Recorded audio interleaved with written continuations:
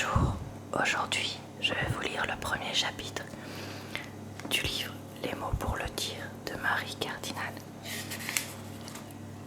La ruelle en impasse était mal pavée, pleine de trous et de bosses, bordée de minces trottoirs en partie détruits. Elle s'enfonçait comme un doigt crevassé entre des maisons particulières, à 1 ou 2 étages, serrées les unes contre les autres. Au fond, elle butait contre 2 grilles envahies par une verdure mesquine. Les fenêtres ne trahissaient aucune intimité, aucune activité. On se serait cru en province et pourtant, on était pourtant en plein Paris, dans le 14e arrondissement. Ce n'était pas la misère ici, pas la richesse non plus. C'était la vie de la petite bourgeoise qui cache ses précieux bas de laine derrière des lézardes, des volets édentés, des gouttières rouillées et des murs dégrépis qui s'écaillent par plaques. Mais les portes étaient fortes et les fenêtres des rez-de-chaussée gardées par des solides barreaux. Cette trouée calme dans la ville devait dater d'une 50aine d'années, car il y avait des relents de modern style dans les architectures disparates de ces demeures. Qui vivait là? À revoir certaines verrières, certains heurtoirs de portes, certains vestiges de garniture. On pensait que c'étaient des retraités des arts qui terminaient leur carrière derrière ces façades de vieux rapins, de vieilles cantatrices, d'anciens virtuoses de la scène. Durant 7 ans, 3 fois par semaine, j'ai longé cette ruelle jusqu'au fond, jusqu'à la grille de gauche. Je sais comment tombe la pluie ici, comment les habitants se protègent du froid.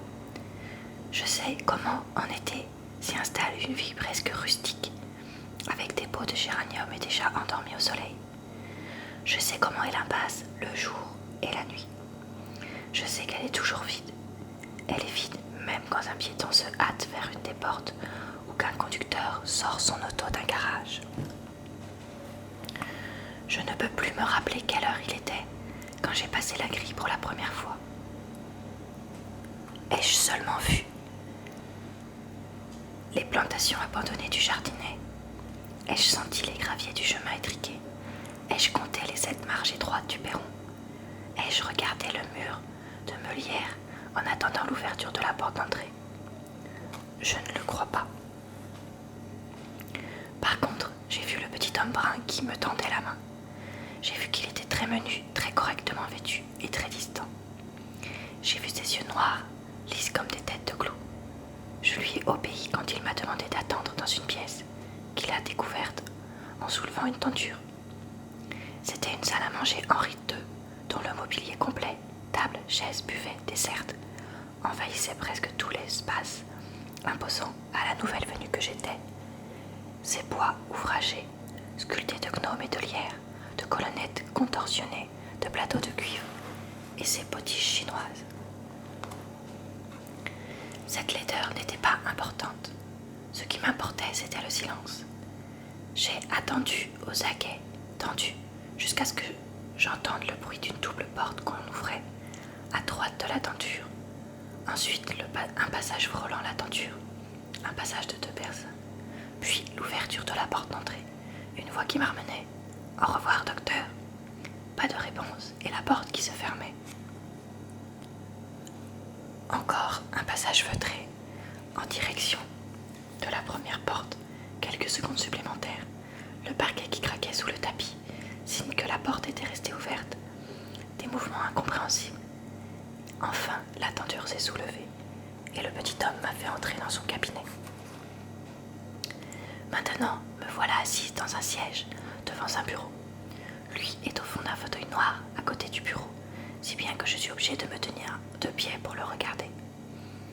Sur le mur qui me fait face, il y a une bibliothèque pleine de livres dans laquelle s'encastre un divan marron, un polochon et un petit coussin. Le médecin attend visiblement que je parle. « Docteur, je suis malade depuis longtemps. Je me suis sauvée d'une clinique pour venir vous voir. Je ne peux plus vivre. » Il me fait signe des yeux qu'il m'écoute attentivement, qu'il faut que je continue. Prostrée comme je l'étais, recluse dans mon univers, comment trouver les mots qui passeraient de moi à lui? comment jeter le pont qui joindrait l'intense au calme, le clair à l'obscur qui enjamberait l'égout, le fleuve gros de matière en décomposition, le courant méchant de la peur qui nous séparait le docteur et moi, les autres et moi. J'avais des histoires à raconter, des anecdotes, mais l'histoire qui m'habitait, la chose, cette colonne de mon être hermétiquement close, pleine de noir en mouvance, comment s'en parler? Elle était dense, épaisse, parcourue à la fois de spasmes, de halètements et de mouvements lents comme ceux des fonds marins. Mes yeux n'étaient plus des fenêtres. Bien couverts, je savais pourtant que je les avais fermés, qu'ils n'étaient que deux tranches de globes oculaires. J'avais honte de ce qui passait à l'intérieur de moi, de ce charivari, de ce désordre, de cette agitation. Et personne ne devait regarder là-dedans. Personne ne devait savoir, pas même le docteur. J'avais honte de la folie. Il me semblait que n'importe quelle forme de vie était préférable à la folie. Je naviguais sans cesse dans des eaux extrêmement dangereuses, pleines de rapides, de chutes, d'épaves, de tourbillons. Et cependant, je devais faire semblant de glisser sur un lac, aisément comme ainsi. Pour mieux me cacher, j'avais bouché toutes les issues, mes yeux, mon nez, mes oreilles, ma bouche, mon vagin, mon anus, les pores de ma peau, ma vessie.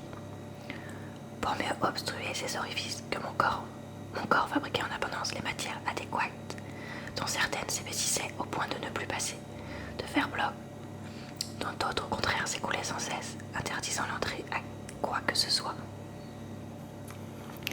Pouvez-vous me parler des traitements que vous avez suivis, des spécialistes que vous avez consultés? Oui, de cela je pouvais parler. Je pouvais énumérer les médecins et les remèdes. Je pouvais parler du sang, de sa présence douce et tiers entre mes cuisses, depuis plus de 3 ans, des deux curetages qu'on m'avait fait pour stopper son flux. Cet écoulement, avec ses différences de régime, m'était familier. Cette anomalie était rassurante parce qu'elle se voyait, pouvait se mesurer, s'analyser. J'aimais en faire le centre et la cause de ma maladie. Comment, en effet, ne pas être effrayé par ces pertes constantes? Quelle femme ne serait pas affolée à voir comme ça couler sa sève?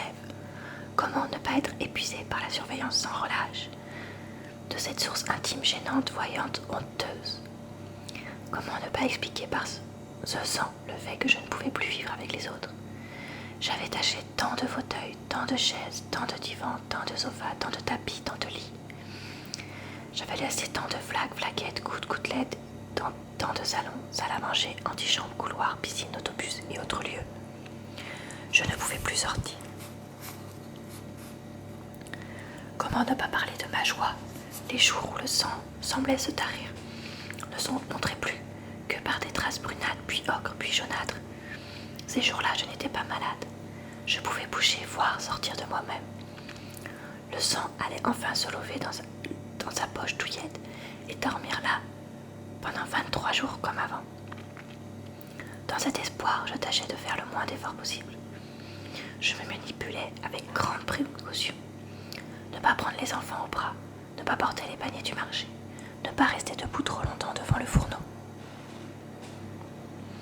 ne pas faire de lessive, ne pas nettoyer les vitres, au ralenti, au calme, pour que le sang disparaisse, qu'il cesse ses barbouillages. Je m'allongeais avec un tricot, tout en surveillant mes 3 bébés. Furtivement, d'un geste du bras que l'habitude avait rendu très rapide et adroit, j'allais constamment surveiller mon état. Je savais faire cela dans n'importe quelle position, sans que personne ne s'en aperçoive. Selon les circonstances, ma main glissait par devant sur mes poils durs, brisés, jusqu'à ce qu'elle rencontre le lieu chaud, doux, humide de mon sec, puis elle se retirait aussitôt. Ou bien elle passait facilement la vallée entre la fesse et la cuisse et plongeait d'un coup dans le trou profond pour en revenir vivement. Je ne regardais pas tout de suite le bout de mes doigts. Je me réservais une surprise, et s'il n'y avait rien, parfois il y avait si peu de choses qu'il fallait que je gratte fort de l'ongle de mon pouce la peau de mon index et de mon médius pour faire apparaître un suettement à peine coloré. Une sorte de félicité s'emparait alors de moi. Si je ne fais plus le moindre mouvement, ça va s'arrêter tout à fait. Je restais figée comme endormie, espérant de toutes mes forces redevenir normale, être comme les autres. Je refaisais indéfiniment les comptes dans lesquels ces femmes sont expertes. Si mes règles se terminent aujourd'hui, les prochaines viendront le... Voyons, est-ce que ce jour du mois a 30 ou 31 jours? Perdu dans mes calculs, dans ma joie, dans mes rêves, jusqu'à ce que me fasse sursauter la caresse forte et précise, très secrète, très douce d'un caillou que le sang entraîne. Lave épaisse et pressée qui descend du cratère envahit les creux, des gringoles chaudes, et le cœur qui se remettait à battre, et l'angoisse qui revenait, et l'espoir qui disparaissait tandis que je courais vers la salle de bain. Le sang avait déjà eu le temps d'atteindre mes genoux ou même mes pieds, en mince dégoulinade d'un beau rouge vivant. Tant d'années vécues dans la perpétuelle attente, dans l'obsession de ce sang. J'avais vu je ne sais combien de gynécologues. Je savais, à 1 millimètre près, comment mettre mes fesses au bord de la table, à examen après avoir installé mes jambes écartées sur les hauts étriers, les entrailles ouvertes et offertes à la chaleur de la lampe, aux yeux du médecin, aux doigts gantés de fin caoutchouc, aux beaux et effrayants outils d'acier. Je fermais les yeux et je regardais obstinément le plafond pendant que s'effectuait au centre de moi d'expertes perquisitions,